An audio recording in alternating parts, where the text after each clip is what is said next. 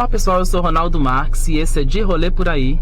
Hoje a nossa entrevistada é Patrícia Amaral, que é formada em canto lírico pelo UFMG e dona de um repertório maravilhoso que vale a pena conhecer. Conta pra gente um pouco, Patrícia, sobre a sua trajetória, se apresente pra gente. Primeiro, bom dia, boa tarde, boa noite, boa madrugada. Isso aí. E agradecer primeiro o convite, Ronaldo. Eu que agradeço, Patrícia. Eu sou muito fã do seu trabalho. Eu estava falando agora do lá do começo, eu tive a honra de trabalhar nessa produção, assim, e eu lembro que você lançou lá no Lapa, né? No Lapa Multishow. Você e a Marina fizeram um show também na Praça do Savassi numa sexta-feira. Olha. Que foi um momento, assim, muito legal, assim, sabe? Eu vivenciei muitos momentos bacanas nessa produção, assim, né? Na assistente de produção que eu fazia, vendia disco. Sim. E lá com o Flávio Henrique. Aí eu ia nessas produções e eu me sentia, né? Eu me achava. Mas você era, a gente se mistura. Eu aprendi com a Titane, nossa grande, maravilhosa cantora, né? Daqui. Que a gente se continua, sabe? Uns nos outros, né? Então é tudo uma coisa só. Então você tem que se sentir mesmo. Sim, nossa. A gente, né? Naquela época eu tava ainda bem iniciante, assim, eu tinha 20 e poucos anos, 21 anos, e eu achava aquilo sensacional, assim, estar na produção, assim, de um álbum, né, sendo lançado, um álbum tão legal, o seu, da Marina, naquele momento. A gente lançou no mesmo ano, né? A gente é uma geração, assim, Marina Machado, Regina Souza, Ana Cristina, Selma Carvalho, não vou lembrar do nome de todo mundo, mas Regina, né? A gente viveu... Regina, Alda Rezende, a gente, tô falando das cantoras, né? A gente viveu uma época muito especial, assim, da cena de BH, né, assim... E tinha conexão Telemix celular, né? Que tinha aqueles shows no Parque Municipal. Eu achava aquilo tão... sensacional. Sensacional. Né? Aquela efervescência, né? É uma efervescência, né? Assim... depois do Clube da Esquina, né? Eu acho que... É isso que a gente vai falar daqui a pouco, sabe? Que depois, pós-Clube da Esquina, vocês são a geração... veio ainda, né? Acho que a geração 80 ali, que é com Titane, com Tizumba, com cantoras maravilhosas como eu amava essas cantoras, gente, eram muita inspiração pra mim, que eu não vou lembrar o nome agora, deu branco, sou desmemoriada, meu Deus. Titi Walter, Carla Vilar, sabe? Essa geração, Carla maravilhosa. Que foi muito importante também, assim, eram muita inspiração pra nós, cada um no seu universo, né? E aí, eu acho que, falei dessas cantoras, a gente chegou junto com aquele desejo, talvez, que a roda, né? A gente vai caminhando, não sei, a gente vai transformando o tempo todo, né? Sim. E aí, ali nasciam as bandas pop locais de circulação nacional, né? Nossos queridíssimos Patofu, Skank, Jota Quest, Tia Anastácia. E deu uma efervescência muito louca, muito barroca, né? Como sempre foi em Minas, né? Aí tinha isso, e rompendo as barreiras, assim, né? De uma forma de produção que era muito própria daqui também, né? É verdade. Aquele começo ali da Lei de Incentivo também, né? Do próprio Conexão Telemig, né? Esses festivais que se estabeleciam aqui na cidade. E vocês dessa época, né? Desse começo, assim, desse modo de fazer música novo, né? É um modo de produzir, talvez, porque aí... o que aconteceu? Ali começaram a acontecer as leis de incentivo, né? A cultura, foi bem ali naquela época. E nessa empresa, que eu vou falar o nome, Telemix Celular, né? Que existia, que já foi vendido, havia um diretor de marketing muito, muito bacana, que era o Marcos Barreto. E, se eu não me engano, a Regina, essa história começou com a Regina Souza, levando essa ideia de criar um grupo coletivo, um projeto coletivo para circular com os artistas, né? E aí foi isso, acho que a gente foi muito privilegiado, assim, a gente então começou a fazer parte de um projeto, né, do estado que encampava os artistas de vários universos e circulava com esses artistas. Depois começou a promover encontros nossos com artistas de repercussão nacional, e ocupar o Parque Municipal, o Teatro Francisco Nunes, ocupar a cidade, e depois, enfim, eu acho que isso, então isso proporcionou pra gente, eu acho que a gente estava num momento de efervescência, em que a gente, com aquela gana mesmo de quem está começando carreira, né, criar trabalhos. Não, e com trabalhos... E meio sem medo, assim, né? E com trabalhos, assim, sensacionais, assim, o seu repertório, né, do pessoal todo que você disse, assim, é um repertório muito rico, né, um repertório... eu tava até pensando nisso, assim, né, vindo pra cá, que vocês são intérpretes, né? Você também é compositora, né?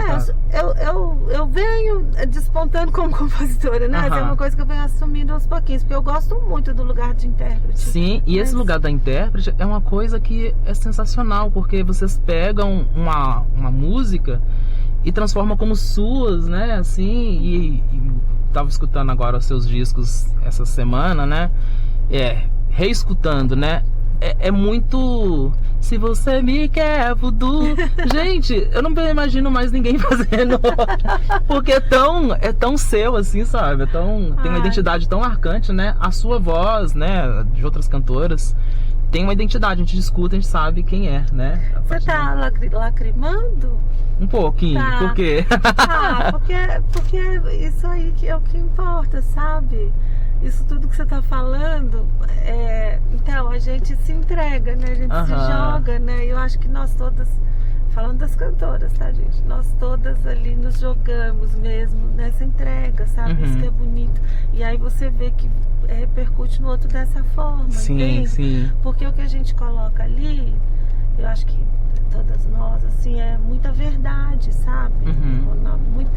É uma coisa que nasce aqui, que não tem nada a ver com vai dar certo, não vai dar certo. Porque, claro, nós estamos nesse mundo, a gente vai precisar, né? Infelizmente, tudo é comércio, a cultura, ela também é comercializada. Eu acho que tem que ser comercializado, né? Precisa, né? A gente faz, na verdade, pro outro também, né? Não é só pra gente. Sim, não, claro, nesse sentido sim, né? A gente começa aqui dentro por um desejo real, verdadeiro, né? de expressão, né? Mas que só se completa quando reverbera para o outro, né? Então, eu acho isso, nossa, eu fico muito feliz assim com essa sua observação, com essa perspectiva, porque é um lugar de esteio, sabe? Como se fosse um bastão mesmo que a gente segura, sabe? E enquanto todo o mundo pressiona para que você, sabe, seja mais pasteurizado, seja... então, não sei, eu acho que é isso, é um jeito de caminhar, né? Essa identidade que vocês têm,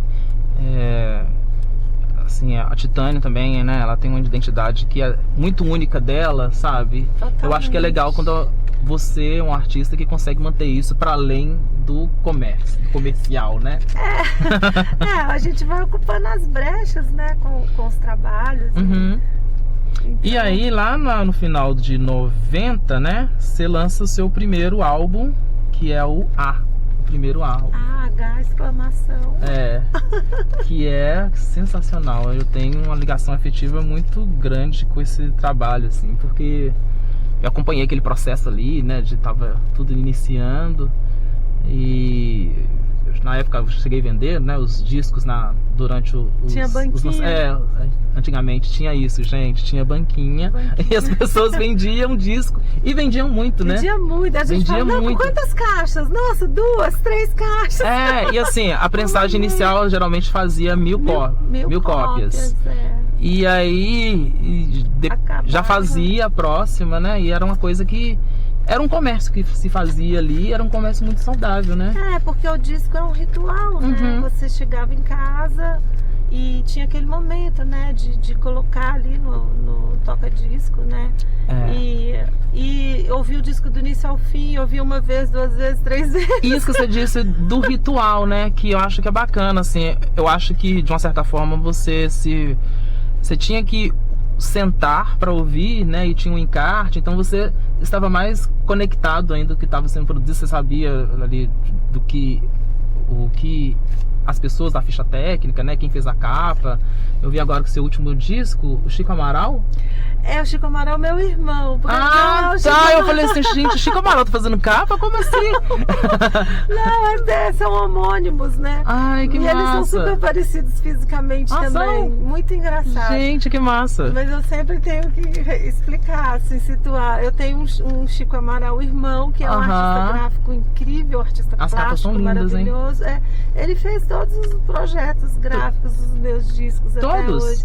E a Kika Antunes, que é fotógrafa maravilhosa daqui, fez as fotos de praticamente todos os projetos também.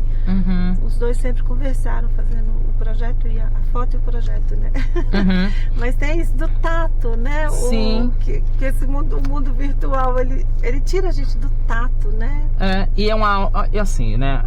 É uma obra que você pode tocar e pode ter uma imersão maior nessa descobrir quem são os compositores, né? Porque nas plataformas nem sempre não tem, né? Os autores. Até tem, assim, os autores. Você tem que clicar nos 3 pontinhos, demonstrar esse interesse, né? Mas não tem, muitas vezes, quem produziu, quem tocou, não tem espaço para colocar. Existe aí uma reivindicação, né, dos artistas para que as plataformas façam isso, né? É que a autoria ela ficou difusa, né? Ela não, então o foco é no artista, em quem canta, né? A autoria ela ficou diluída, sabe? A máquina essas toda, fichas, né? Elas ficaram diluídas por conta disso, né? O que hoje é muito a imagem, a performance, né? Então é o você, né? É aquela ali no front, né? E muitas vezes as pessoas que trabalharam para construir aquilo, sim, às vezes nem às vezes o autor da música, a autora, né? Mas enfim, estamos aqui, vamos que vamos. Então fala pra gente como é que surge esse primeiro disco seu, né? O A. Obrigada pela pergunta. Para eu voltar lá atrás é bom. A gente vai chegando numa certa faixa assim, né, de quilômetros rodados, a gente começa a voltar mesmo, sabe, nas memórias, e aí você vai tendo uma perspectiva do que você fez, sabe? Sim. É muito legal isso, muito gratificante. Então, foi assim, né? Eu comecei a cantar profissionalmente, né, numa banda cover de Raul Seixas, chamada Ouro de Tolo. Já ouvi falar. Do Maurélio Cavalcante. Sim. Que se apresentava ali no Cabaré Mineiro, lembra? Cabaré eu Mineiro, não frequentei Cabaré Mineiro. Não era nascido. Não, assim, era nascido, sou de 81, gente. Façam as contas. E daí a gente se apresentava ali no Cabaré Mineiro, rodava. Então ali eu comecei a fazer backing vocal, sabe? Pra essa banda. E depois eu tava na escola da Babaia, querida, onde todo mundo passou. Uma geração inteira passou ali, total, né? E eu tive ali na Babaia a oportunidade de começar a pensar num repertório próprio. E aquilo foi crescendo, né? Então eu consegui, né? Comecei depois a fazer os meus próprios shows, né? Assim, reuni uma turma muito incrível, que são músicos, alguns deles até hoje a gente faz trabalhos juntos, que é o Celso Penini, que é um grande arranjador. Vários dos arranjos que eu gravei são de autoria dele, como o Bloco na Rua. E aí fui fazendo o meu trabalho, apresentava muito nas casas aqui, as casas pequenininhas, ia para teatro também, fui pro Chico Nunes mais de uma vez, eu acho. O Chico é lindo. Um trabalho independente, assim, né? Mas as pessoas, elas tinham mais tempo, eu acho, sabe, de prestar atenção, assim, não era esse mundo digital tão rápido, né? Assim, então, era uma cena calma, sabe? Era uma efervescência calma. A gente tinha esse tempo de construir os trabalhos, experimentar, ir para os teatros com calma, né? E com muita vontade, assim, também. E aí, foi crescendo, né? Então, quando chegou ali para 98, 99... eu me inscrevi num dos primeiros editais da prefeitura de lei de incentivo para fazer o disco, né? Eu já tinha um repertório, assim, estava com uma boa caminhada, né? Então eu tinha chegado a hora de fazer o disco. E eu tinha uma grande amiga, que é a Rosana de Celso, que era amiga do Zé Cabaleiro. Tá, ela parceria, era também cantora, né? Eu conheci ela na Escola da Babaia, e ela meio que catalogava assim as músicas do Zeca, ela gravava em fitas cassete, e ela me mostrava o trabalho dele e mostrou pra ele também uma fitinha cassete que eu tinha gravado, a gente chamava de fita demo. Fita demo. A gente gravava. Eu cheguei a ter fita demo, você acredita? Meu primeiro trabalho foi de fita demo também. E levava pras rádios, pra ver se as rádios tocavam, né, as nossas músicas da fita demo. Era uma maneira da gente apresentar o trabalho. E aí ele gostou do meu trabalho. Quando a gente se conheceu pessoalmente... O que é legal dessa fita demo também, assim, né? Do demo, depois teve o CD, que já não era o trabalho finalizado, né? Era um processo também, né? Exatamente. Porque hoje, você gravava 4 músicas, hoje tem um single, né? Porque parece que o single já é a obra fechada, já tem que ser. Não tem um tempo. Acho que você podia experimentar também, né? Eu acho que assim, porque hoje fragmentou, né? Você lança um single porque as pessoas não vão ouvir um disco inteiro, entende? Acho que é uma coisa meio assim. A fita demo era uma forma de você experimentar assim, um repertório antes de chegar no disco. Mas ele não era vendido. Ele ia assim para uma rádio, às vezes a rádio tocava uma música, se você tinha autorização, né? Obviamente.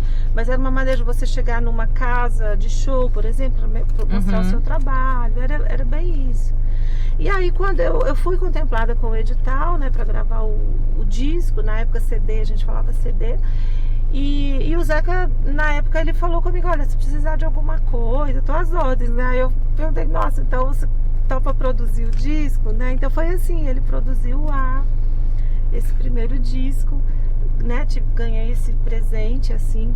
E é um disco pelo qual eu tenho imenso carinho, porque eu acho que ali tá muito representado, eu acho que o que eu sou mesmo, sabe? Assim, porque tem as canções que são de compositores inéditos, ao mesmo tempo tem umas releituras meio loucas, assim, né? E aí, então, tá dentro desse pacote que você observa de ter realmente uma leitura, que aí é onde eu falo que o trabalho da intérprete também é de autoria, entende? Que eu acho que é o que você está querendo dizer, né? Sim. E aí foram músicos incríveis que participaram, porque por conta do Zeca ter produzido, né? Ele trouxe músicos incríveis que fizeram aquelas bases eletrônicas, o Sacha Ambach. Sim. E ele tem uma coisa que ele naquele momento ali ele tinha uma coisa de eletrônico, né? Tinha a coisa do rock and roll, do pop, do rock, e flertava com os outros ritmos, os ritmos regionais também, né? E um disco de música brasileira muito, como é que eu vou dizer, muito moderno para aquele momento, sabe? Entendi, meio assim de ponta, né? Eu vi as críticas, né, falando muito bem do disco, né? Teve umas críticas boas e outras que não compreenderam muito bem, assim, também. Tem, porque né? Como é uma coisa que chegou meio assim, é um disco. Hoje a gente ouve ele, eu acho que com mais sossego, digamos assim. Mas naquele momento, dando conta de toda aquela mistura de linguagens, né? Tudo. Para aquele momento, acho que era uma coisa, chamaram, um disco muito eclético, entendeu? E ó, que bom, né? Que bom. Ele pode tocar numa festa, tranquilo. Aí depois em 2004, veio o Vitrola Alquimista, produzido pelo Renato Vilaça, que, assim, um cara fantástico também, né? Ele produziu um disco da Titane, depois eu até chamei ele pra fazer, a partir desse trabalho seu e da Titane, a gente chamou ele pra fazer produzir o disco do Coletivo. Acabou que não deu certo, questão de agenda, mas ele iniciou o trabalho. E foi muito bacana, assim, conhecer, né, assim, você trazer a pessoa a partir de referência de um trabalho que é o seu, né, pessoas próximas a gente. É assim que vai acontecer mesmo. Aí esse foi um disco feito assim, ele é um disco quase experimental, assim. E o Renato é um cara muito livre, sabe? Muito livre, que tem umas ideias muito incríveis, assim, de produção também. E é um disco que eu tenho muito carinho também, assim, porque sabe quando você faz, assim, você faz realmente uma coisa que você tá muito afim de fazer, assim.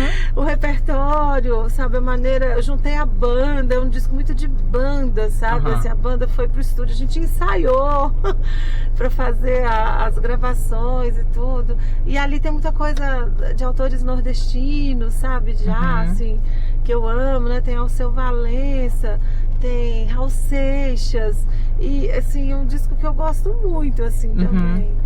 É um disco que ele não tá nas plataformas. Ele tá só no YouTube, porque eu não consegui subir ainda para as plataformas, porque tem essa coisa, né, de intérprete, né? Tem uma série de músicas, a grande maioria são músicas editadas. E eu preciso pagar pelos direitos autorais, assim. Daqui a pouquinho eu consigo, porque depois foi tanta coisa que eu tive que subir já, assim, que eu falei, não, vai chegar a hora do Vitrola subir. Não, sim, e que é legal, né, porque você vem de um momento que era o disco físico, né, que aquele momento ali estava se mudando a forma de produção de música. Sim, talvez, né? Dessa coisa também. De que a cena independente ela tava com muita força, né? Com produções independentes, disco independente, porque até então era muito caro, né? Ainda é caro fazer um álbum, né? Mas eu acho que de uma certa forma hoje é mais tranquilo do que, sei lá, na década de 80, né? Nossa, você tava refém das gravadoras, né? Dos grandes... grandes estúdios, talvez, né? Sim, tinha gente que vendia carro, né? Pra fazer o apartamento, pra conseguir fazer o disco, né? Era muito caro mesmo.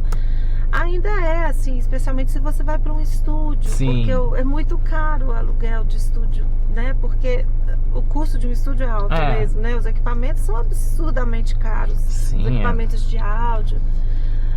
O que acontece hoje é que os músicos e produtores, cada vez mais, eles têm home studio.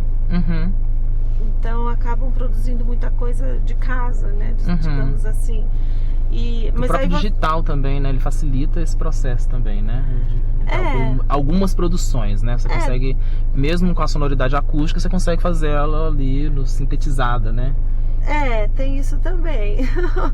Depende do que você quer fazer. Não, né? Sim. O que se perde, assim, é realmente aquela quentura de ir todo mundo junto pro estúdio, sabe? Sabe quando vai gravar o baixo e a bateria juntos? Senta lá, a batera tá lá gravando e o baixo aqui do outro lado do aquário, fazendo a guia, sabe? E esse momento do estúdio é um momento muito legal, né? Que é um momento de trocas, né? Assim, de experiências, assim, você é intérprete. As pessoas que vêm ali também, elas vêm pra, né, tocar a música da forma que você arranjou, mas ela vem com a bagagem dela também, né? Então isso só no presencial, né, que a gente consegue. Mas enfim, é isso, é o que temos. Eu falo, gente, vamos que vamos, né? O Torquato Neto, né, que é depois a gente vai falar dele, eu acho, mas ele falava muito assim, que a gente precisa ocupar as brechas, né? Então vamos ocupando as brechas. Exatamente. E depois, em 2011, veio Super Poder, produzido pelo Fernando Nunes. Isso.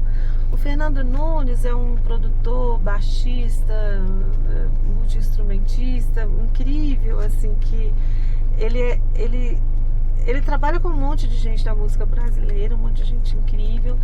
Mas ele ficou muito conhecido pelos trabalhos da banda da Cássia Eller, até quando ela fez a passagem, e depois ele começou a trabalhar na banda do Zé Cabaleiro. Sim.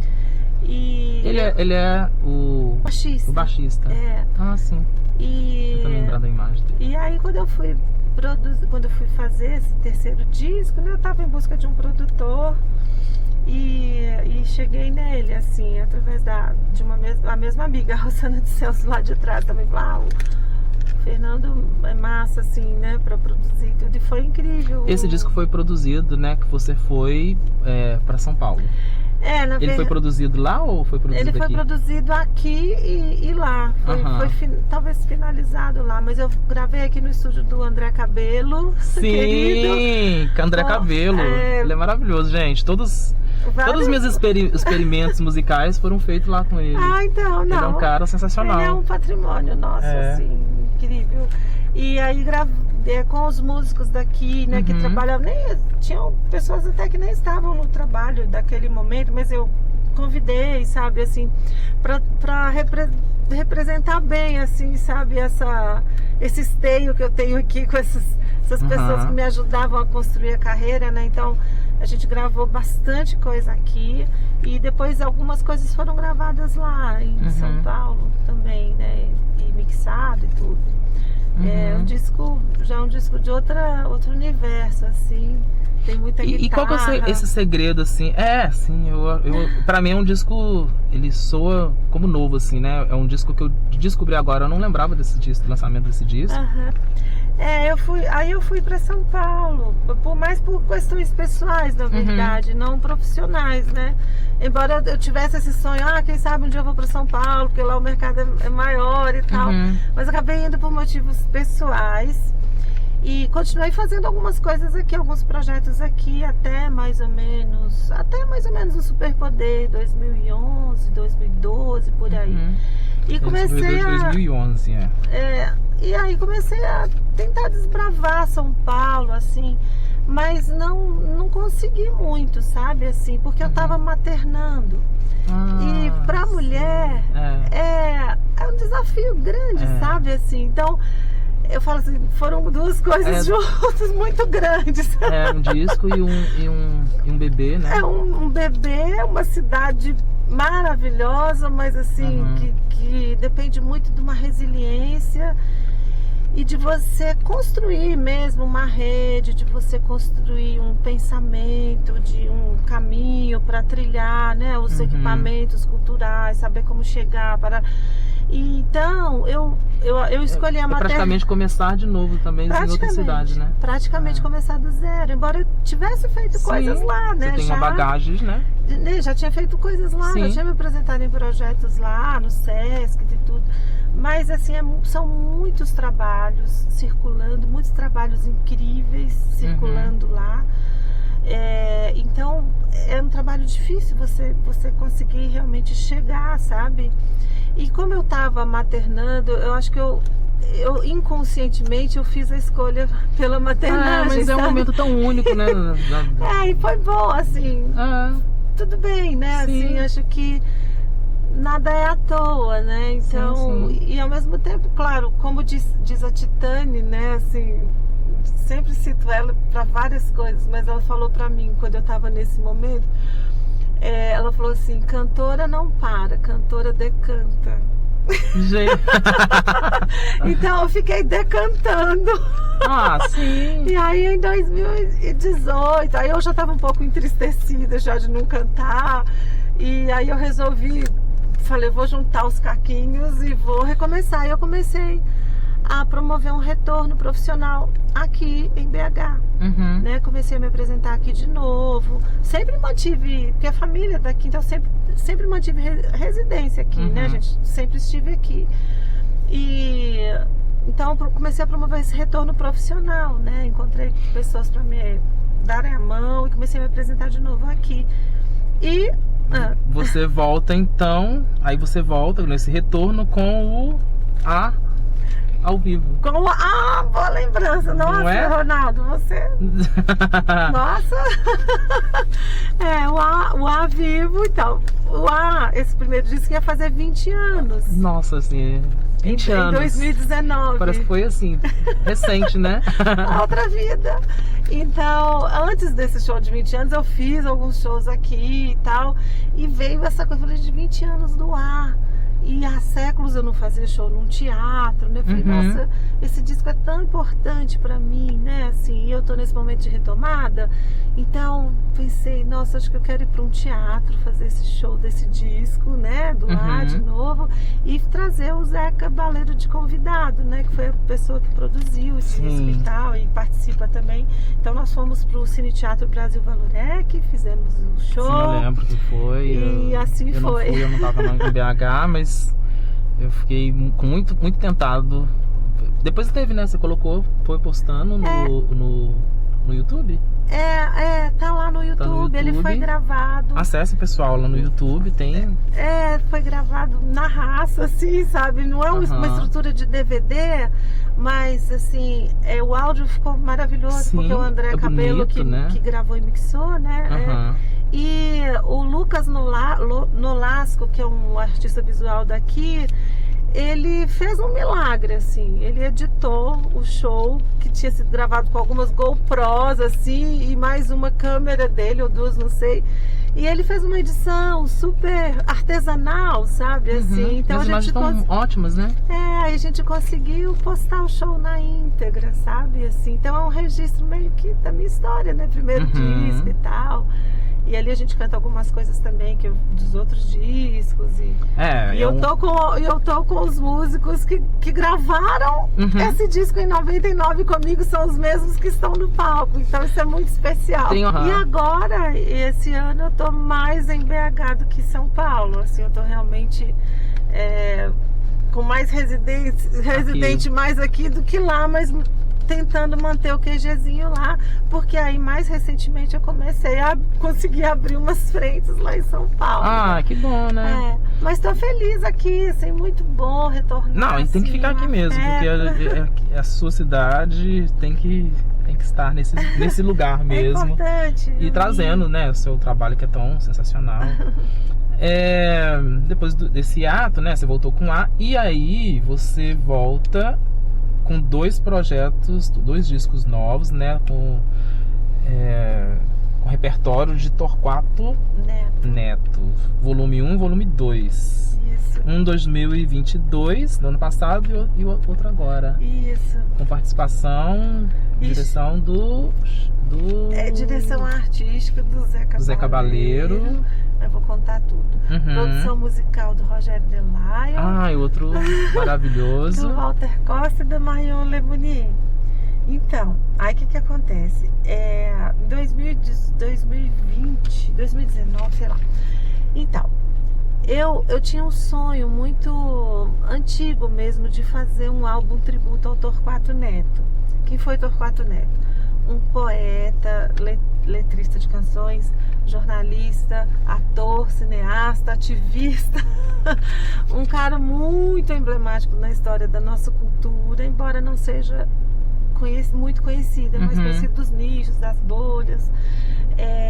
Ele foi um cara muito ativista ali, muito combativo. No momento em que as artes nacionais se modernizavam, ali anos 60, 70, um cara das artes de vanguarda, mas um cara muito combativo, um cara dos campos da radicalidade. Ele foi um dos pensadores da Tropicália, né? Junto ali com Caetano, com Gil, com Capinã, que pensou essa coisa, enfim, essa coisa da revolução que foi a Tropicália, um dos caras da mentoria, digamos assim, né, junto com aquela geração. E ele foi, na canção, ele foi parceiro de Gil, de Caetano, de Jardim Macalé, de Edu Lobo, uma série de parceiros, assim.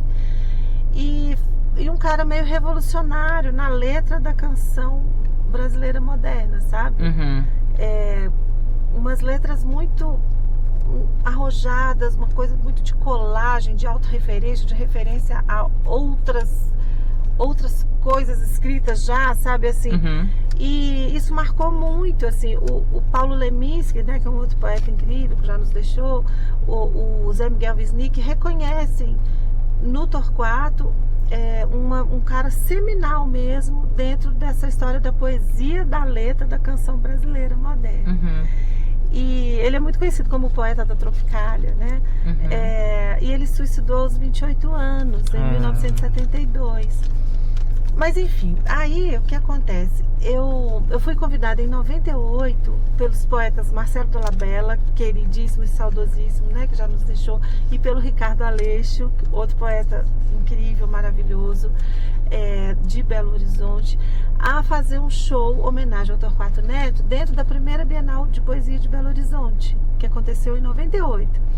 Então eu cantei esse repertório que tem Geleia Geral, é bumba, é boi, ano que vem, mês que foi, que tem Mamãe Coragem, mamãe, mamãe não chore, adeus, vou pra não voltar, é Torquato quando lobo. Tem uma série de canções que a gente conhece e que não sabe que é a letra do Torquato. E a partir dali, assim, eu amei cantar aquele repertório. E foi nascendo, amadurecendo esse desejo mesmo de um dia gravar um álbum com esse repertório em homenagem ao Torquato Neto. Mais de 20 anos depois, estou eu aqui. Olha, você fez com os 20, hein? Tá vendo? Desdobrando essa sementinha, né? Lá de trás, assim. E foi justamente na pandemia, com a Lei Aldir Blanc. Eu falei, eu vou gravar esse disco de qualquer forma. Eu estava pensando já como começar, veio a pandemia. Quando a gente achou que não ia fazer mais nada, aí veio o Aldir Blanc, então eu consegui aprovar um projeto na Aldir Blanc para gravar esse disco. E depois terminei com uma campanha de financiamento coletivo, agradeço a cada um que colaborou, e depois na raça. E aí dividi em 2 volumes, né? Então volume é um 1, álbum volume duplo, 2. E você quer lançar uma versão...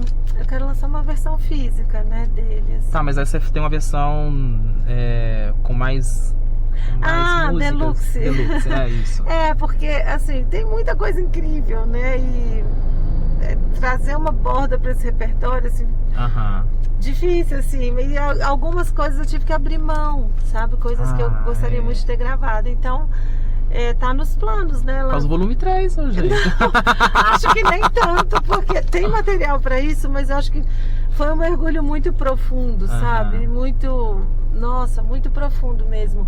E eu acho que outras pessoas agora podem resgatar esse repertório. Ô, Patrícia, e você, né, os 2 últimos discos, você um repertório Torquato, mas como é que você seleciona o seu repertório para os discos? Porque, né, você tem os outros 3 álbuns, né, que um repertório bem fechado, né, bem construído, começo, meio, fim, né, uma obra pensada do começo ao fim. Como é que você seleciona esse repertório? Primeiro, obrigado por você ver dessa forma. Isso é bem importante, assim, pra mim, porque eu acho que eu penso, assim, como se eu contasse uma história, sabe? Né, um álbum, ele tem essa... eu acho que assim...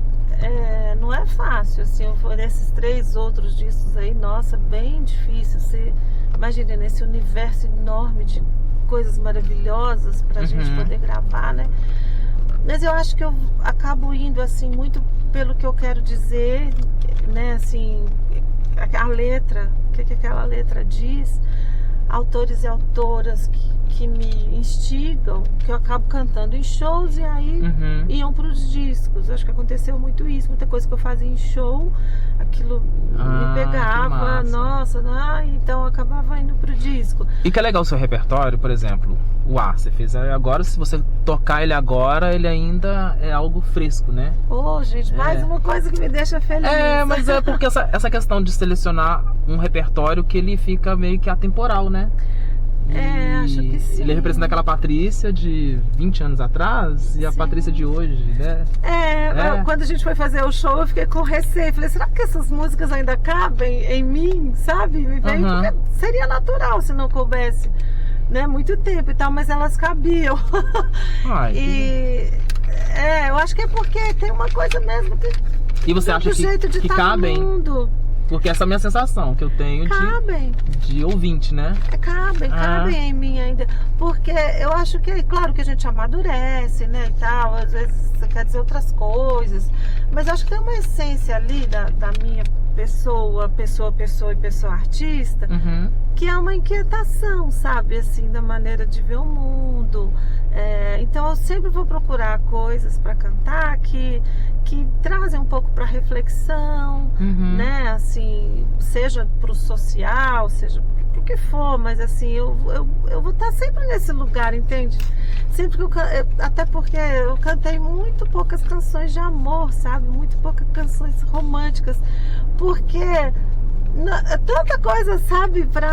Que eu quero questionar, eu quero me instigar, E então, de vez em quando parece uma canção mais romântica, assim. Agora com o disco do Torquato, olha que curioso. O Torquato Neto, eu quis dividir o disco em 2 volumes, não é pela quantidade de músicas, mas porque eu queria trazer um recorte. E tem uns nomes, né? São nomes de canções? São nomes de canções. Que é um poeta... O poeta Desfolha a Bandeira, é o volume 1. E a coisa mais linda que existe é o volume 2. O volume 2 é um disco dedicado às canções com letras de amor do Torquato. Uhum. Porque eu quis abraçar um pouco o Torquato, que era uma figura muito... a gente tem uma imagem muito cristalizada dele, da figura combativa, o poeta suicida, porque ele suicidou. Uhum. E ele tem canções de amor incríveis, sabe? E aí lindas. quando você vai pesquisar, né, mergulhar nessa obra dele, para poder, você descobre uma outra figura também, né? Outras figuras. Outras figuras. Eu vi que tinha um conjunto de canções lírico-amorosas dele que era incrível. E falei, nossa, isso precisa ser revelado, sabe, assim, dessa forma, num álbum. E só que ao mesmo tempo, ele ali mesmo nas canções de amor, ele continua sendo atravessado pelo jeito confessional, pela urgência, sabe? E aí ele mistura ternura com noite escura, amor com jornal, sabe, assim, muito telegráfico, assim. E então ali eu canto 10 canções de amor, eu que nunca cantei muitas canções de amor, mas que tem essa urgência, a conexão com o presente, com o mundo, com o país, com tudo, sabe, assim. Então acho que é isso, o repertório. E você formado em canto lírico na UFMG, você, né, eu imagino que durante um momento você esteve nesse lugar do canto lírico, né? E como é uma cantora popular transitar por esses 2 universos? E eu lembro que eu já vi algum show seu, você que tem a parte do lírico, né? Meio rock and roll, assim, que aquilo... Eu metia uma museta, que é Puccini, num blues rock and roll da Sueli Mesquita com a Calicê. que eu fazia. Assim, ninguém fazia. Ninguém faz isso. Não, tem outras pessoas que eu falo assim, daqui, né, assim, é muito espontâneo, assim, também. Então, eu amo cantar lírico, eu estudo até hoje o canto lírico. Com a minha ida para São Paulo, eu realmente não consegui dar continuidade para atuação no lírico, mas aqui eu cantei muito, muito, muito, assim, eu cheguei a cantar até em óperas com a orquestra da UFMG, fiz 3 personagens em 3 óperas, 3 solos, cantava muito em concertos aqui, fazia solos também, cantava em corais, eu amo. E pretendo ainda conseguir voltar a me apresentar dessa forma. E aí, eu acho que as coisas são diferentes, né? São universos muito diferentes, mas existem umas brechas para você fazer essa comunicação, essas comunicações de forma que você cria uma coisa, uma terceira coisa, sabe? Assim, então, eu fazia, até hoje eu ainda faço um pouquinho disso num show, numa música do George Harrison, que eu canto em show, e aí eu faço um pouco lírico no meio, assim. Mas a gente cantava um blues que era líquida, que era uma coisa meio pesadona. Que maravilha! Peso médio, nocaute, salva pelo gongo, blackout. Aí no meio eu mandava... Quando soleta pela via. Gente. A voz tá fria, não... mas é incrível, né? Eu acho que isso tá no território da liberdade, sabe? Tá no território a arte da liberdade. É esse lugar da liberdade mesmo. E eu amei. E a gente tem que exercitar a liberdade. Sim, mas foram anos muito felizes na UFMG, cursando, foi incrível, assim. Eu tentei entrar na UFMG em sei lá quanto. Não. No teatro ou pra música? Tentei música e tentei teatro. O teatro que eu fui mais longe, mas na minha audição, na minha terceira audição, eu travei. Meu Deus. Não veio o texto. Que judiação. Juro, que judiação. O texto estava na cabeça, mas ele não saiu. Aí eu falei assim, aí que foi que eu fui fazer pedagogia. Eu entendi. Mas nada é por acaso. De repente é o tempo das coisas também, sabia? Eu acho que eu fiz uma boa escolha naquele momento também, de ir pra pedagogia. E, né, pra gente meio que encerrar, eu queria que você falasse sobre o seu novo projeto, novo álbum que vem em 2024. Ah, tá. Pode falar? Pode. Assim, é um projeto mesmo, né? É porque você fala das canções autorais? É, canções autorais. Então, que é um novo lugar, assim, né? Que você propõe. É um lugar bem diferente, bem... embora o que eu falo, né? O lugar da interpretação, ele é também de autoria, né? Na medida em que você coloca ali a sua personalidade, sua perspectiva sobre aquela canção, né? Mas eu sempre compus um pouco, eu sempre escrevi, e em 2004 eu comecei a arriscar canções mesmo, né? Assim, no quarto ali, tocando um violão e tal. Aí eu gravava num gravadorzinho e falei, gente, acho que eu gosto de fazer isso também. E aí eu comecei, aí no Vitrola Alquimista, que é de 2004, eu gravei, acho que 2 canções minhas, 3, não sei. No Superpoder também gravei 2 minhas, uma parceria com o Vanderly, inclusive. E aí, e continuei compondo um pouquinho. Mas como o lugar de intérprete é muito forte, sabe? E tem tanta coisa linda pra gente gravar, assim, eu nunca dei muita bola, assim. Mas na pandemia ficou intenso, sabe? Eu compus bastante coisa. E daí até lancei alguns singles, sabe? Eu tava com essa necessidade mesmo de dizer as coisas a partir do que eu tava sentindo vontade de dizer, né? Com as minhas palavras, com a minha melodia. E aí tem um repertório que, né, tá aí para ser gravado, produzido, para ser lançado no ano que vem, né, com canções minhas. Não sei se só minhas, mas espero que tenha parcerias também, que eu acho saudável, né, assim. O lugar da parceria é muito saudável, muito bonito. Então é isso, é um outro lugar, né, assim. Inclusive as canções, elas são de outras estéticas, assim, sabe? Elas são mais delicadas. Embora tenha um punch, assim, na produção desses singles, 2 singles que eu lancei com a produção do Fernando Nunes, né? Eles têm mais punch, assim. Mas enfim, é isso. A gente falou você lançou os 3 discos físicos e agora você está lançando os 2 discos virtuais, né? Sim. Nessas plataformas. Como é que lidar com essa mudança, né? Antigamente se lançava um produto que você podia vender ele ali. Até a gente tá falando essa questão da obra, né? Você tem um disco, se a plataforma entrar em, sei lá, em colapso, sei lá, você fica sem, né? Se tiver sem internet e não tiver salvo no aplicativo, você fica sem o disco. Com um disco físico você não tem esse problema. Como é que é lidar com esse novo momento, esse modo de fazer música, de subir, né, de rede social? A gente estava falando disso no começo. Ai, a gente tem que ter um coração muito aberto. Eu sou muito antiga, sabe? E eu tenho um pouco de dificuldade mesmo, sabe? Assim, antiga nesse sentido de... Eu gosto do físico, sabe? Do tato, do contato olho no olho, de sentar para tomar um café. Esse mundo virtual, ele me assusta um pouco, sabe? Às vezes eu me sinto um pouco violentada mesmo, porque não tem a ver com o meu modo de ser. Meu modo de ser é mais vagaroso, sabe? Embora tenha uma potência para produzir, para fazer as coisas, mas é um modo lento. A gente falou hoje que tudo tem seu tempo, né? O repertório do Torquato, você começou lá de um projeto que, né, que desembocou agora em 2 discos maravilhosos. As coisas têm um tempo pra surgir, né? Pra amadurecer. Pra amadurecer, né? Igual você teve seu tempo em São Paulo, que, né? Foi decantando. Foi decantando, que é realmente decantando mesmo, sabe? Você ali, você pensando, né?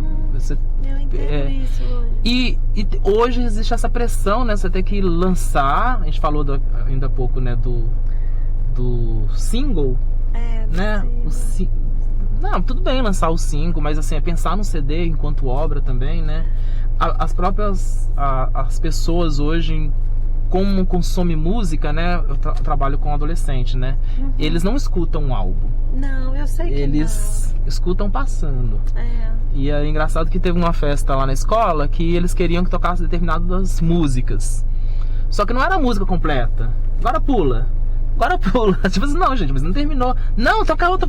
Não, gente, tem um processo, sabe? E tem agora com o TikTok, né? Tem essas... Você acelera. Não, tem uns pedaços de músicas, né? Aí coloca TikTok, aí tem as dancinhas, tudo curtinho, pula pra próxima, sabe? Assim.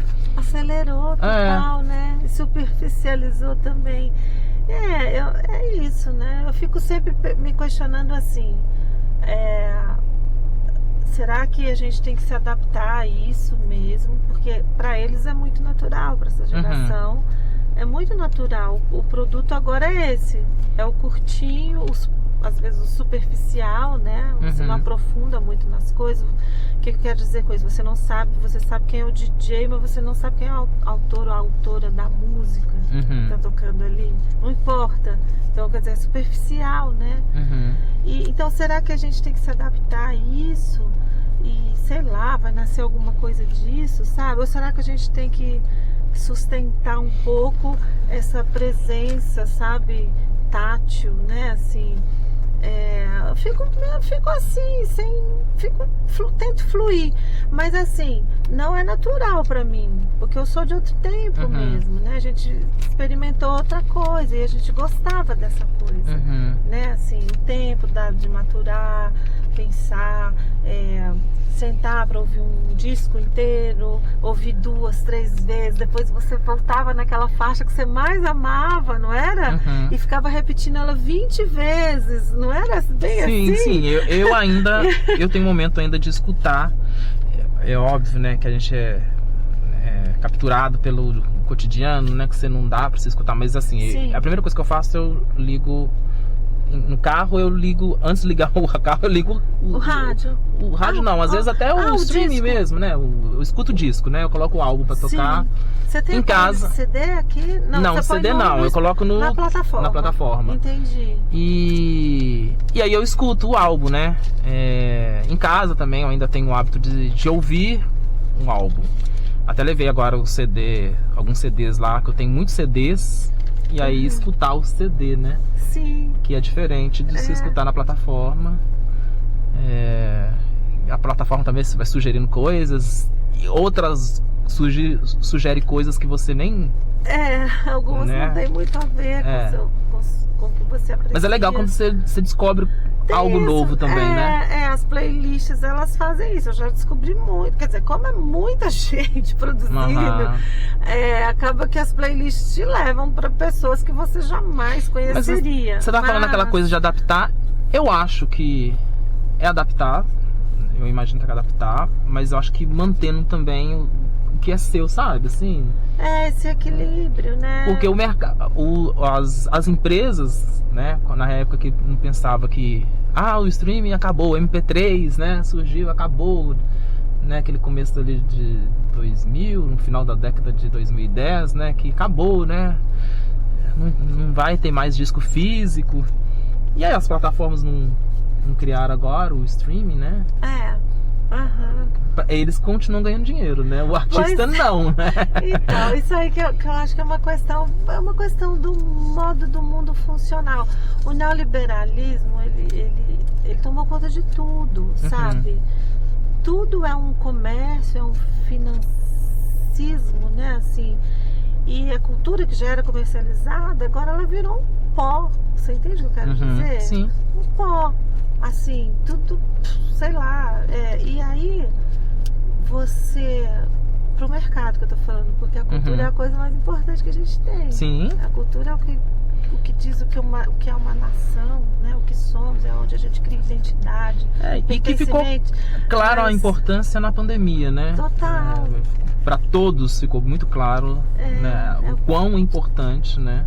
Salvou, né? Mas aí, o que acontece? A minha teoria é assim... o mundo ficou gourmetizado, porque tudo tem que ser muito na onda, tem que ser a imagem, a performance no sentido da imagem. E ao mesmo tempo uberizado, porque a gente, no fundo, a gente trabalha para as plataformas. Sim. Quando você faz o post, você é obrigado a fazer post. nas redes lá. Aí você é obrigado pelas plataformas a produzir música, lançar música, fazer anúncio da música, entendeu? E as plataformas ganham, mas a gente ganha muito pouquinho. E é um trabalho muito cansativo, né? Muito, é sobre-humano. Porque assim, a galera que não saca muito do Spotify, assim, dessas plataformas, né? Quando você deixa de colocar produtos ali, elas vão te colocando pra baixo, né? Exatamente, por isso que eu tô falando que necessidade é essa que você tem que lançar, sabe? Um álbum novo todo ano. Não é artístico. E não é nem um álbum, né? De ter que trabalhando aquele produto ali. Se você lançou uma música hoje, gente, tem um processo, né? Teria, né? Então teria. Mas tem ainda, né?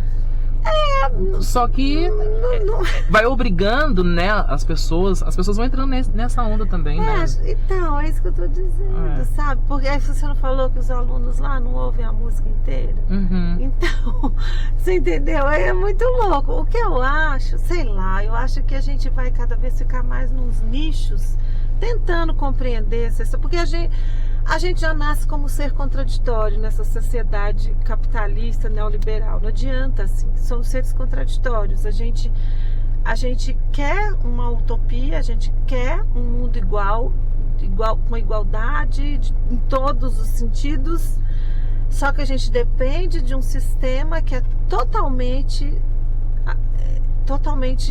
desigualitário, né? Totalmente injusto, entende? No modo de produção, no modo de consumir, Então, como a pandemia aprofundou isso e evidenciou isso, né? Assim,